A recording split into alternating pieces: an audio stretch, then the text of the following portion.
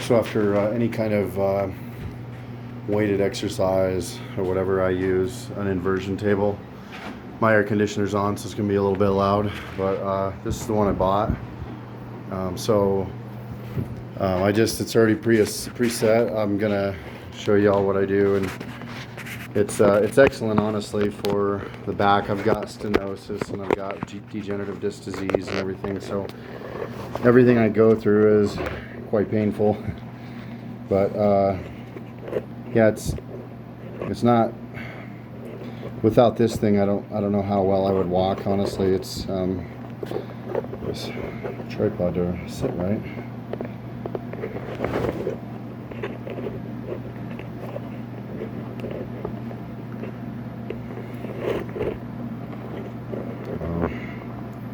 Sorry about the problem here.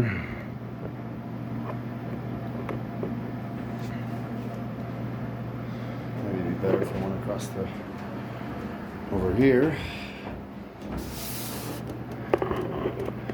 Yeah, looks like it'll work a little better.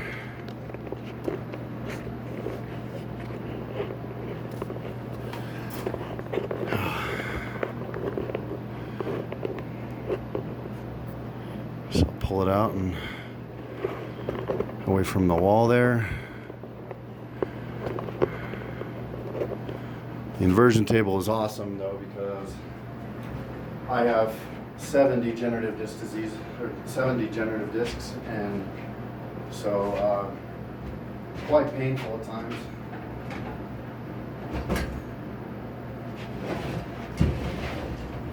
This way, so you can see me.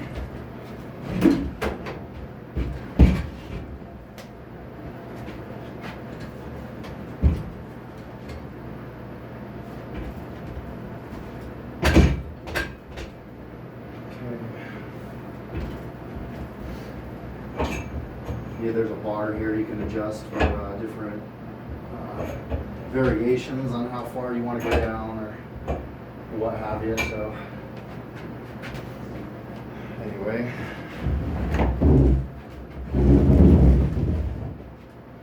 check one more time.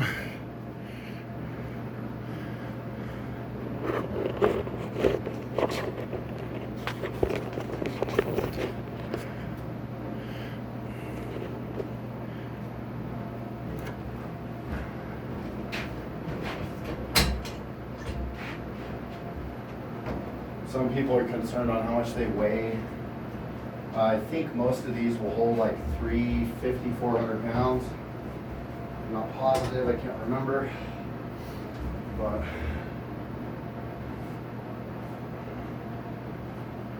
I know they've helped me a ton. I broke my neck, C3, and I have a cervical decompression for my head, for my neck, I mean.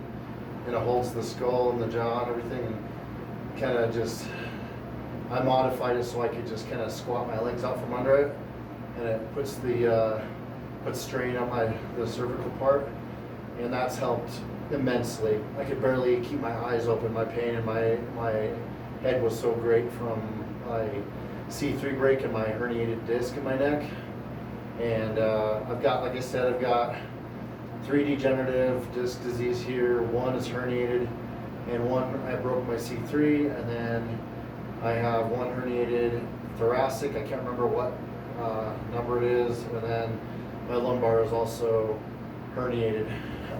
And so there's a couple of accidents that I went through, and then continuing lifting weights. So I've got like 3, 1, and 3 for the degenerative disc disease too.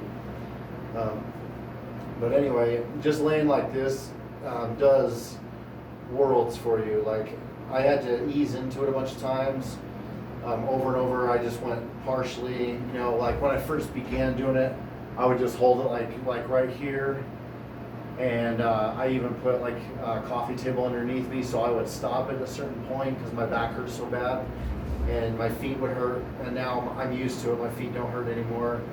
But you just hang your, when you want to come up, you just you put your arms up like this and give a slight pull, and you'll come right up.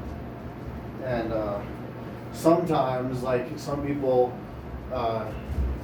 if they're set a certain way. They can just pick one of their arms up and it'll come right back up. You can adjust it to do that. It doesn't bother me to do it this way or anything. So, but anyway, this helps my thoracic, which is this part, and my lumbar so much it's not even funny. And my hip sockets start hurting too. It's because my back is out, my tailbone is out, and then my hamstrings, they get tight sometimes, and then they'll turn my pelvis a certain way, and then my hip sockets start hurting, and then it's just on and on. Knees hurt, everything, ankles hurt. So when I do this helps literally from my feet all the way up to my thoracic. Even the neck even gets decompressed, and that's really a good thing. And your shoulders, it does wonders with your shoulders. Really, it just because you're hanging, on opposite of where gravity is taking you throughout the day, which is wearing you out. This stretches all those muscles, opposing the stress and stuff like that. So this is a great, really, really great additive to fitness. I mean, people don't realize it, but stretching and a decompression unit is very important. Some people go on top of this. They'll go, like my wife. She's herniated her neck and back, and she swims. She doesn't like weightlifting. She's just not a big weightlifter type person. But she swam up to 4 miles. She built up to 4 miles, and she's literally like one of the strongest human beings I've ever met. I mean, like we wrestle around, and she is super strong, like when she swims, and she never lifts weights. She used to go run with me. She used to run 5Ks with me, and she got out of it, because her lumbar hurt so much, and we ran in the powder, even the sandy, the powdery dirt and everything where motocrosses and trucks went, because we didn't like the jarring of the asphalt or cement. So, but I love running, so I run anyway, even though I hurt. She swims. That's her fitness thing. She loves biking too. So in the long run, she'll probably be a lot better off than I'll be as far as spine damage goes. She'll probably heal up to a certain point, and I don't know where I'll be. I'm 44 and I have a lot of issues, unfortunately. And the chiropractor told me when I was 12, he said, you've got one disc that's a lot less thin than the other ones. It's like half the size. You should really quit lifting right now. Do calisthenics maybe. And I did do them, but he told me to go into tennis, and I took that as an insult. My family was really into lifting, and so I wanted to be strong like my dad. So I said, the hell with it, I'm going to lift anyway. And my back never bothered me after when I was like 18 to 19. It never bothered me anymore. And then when I was 29, I started feeling it again because I picked up a 400 block Ford engine, fully dressed. It was 585 pounds, and I squished my disc. And at that point, I've had disc problems ever since again. So everybody has limitations. Your body will let you know. Sometimes they'll let you know after it just rips off. But anyway, get yourself an inversion table. If you noticed, I tie mine at the bottom because my cats were jumping on it and it would fling them, they'd go flying and crash down. And I had one before and it whacked my dog in the head real good because the cat jumped on it and the dog was under it and it flung up, smacked the dog. The dog yelped, and so I started tying them, but the cat got up there, started scratching up all the padding. So I decided to start putting a coat over it.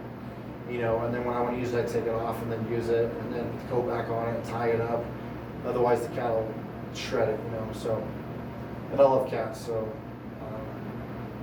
but I can't. I just brought it out here to my shed, and probably end up bringing all my fitness stuff in here. Possibly, I don't know yet. I'm a huge fan of calisthenics.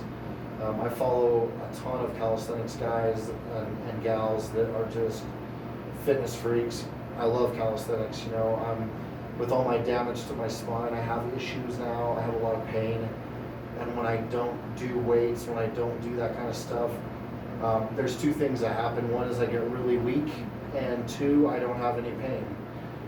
There's good and bad in it. So I love lifting logs, rocks, and heavy weights. I love doing it. It makes me feel really, really strong. You know, like I feel athletic, like really athletic. And when I do it, I also get really bad pain and numbness and tingling. So those are the bad parts. So today I weightlifted. I wasn't supposed to. I did anyway. Wasn't super heavy. It was under 200 pounds.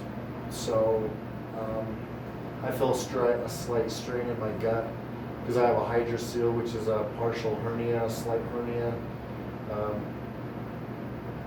The one doctor told me not to lift over 300 pounds. It's less than 200 what I lifted today. So I do dumbbell clean and jerks. Those are the weights I love lifting. I'm never going to give those up.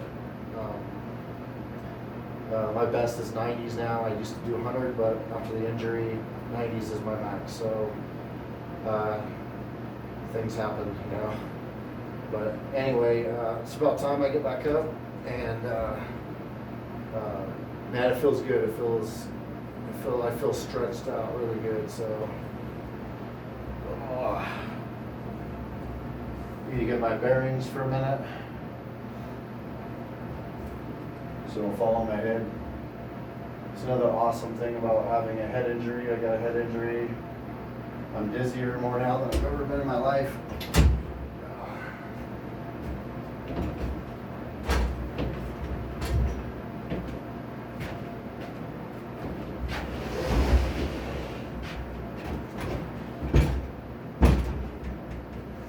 So anyway, if y'all are interested in getting one, you can just look up inversion table, and you'll be surprised, man, how well they work. If you have any kind of neck or back issue, they're actually fantastic. So anyway, y'all have a good day. Take care.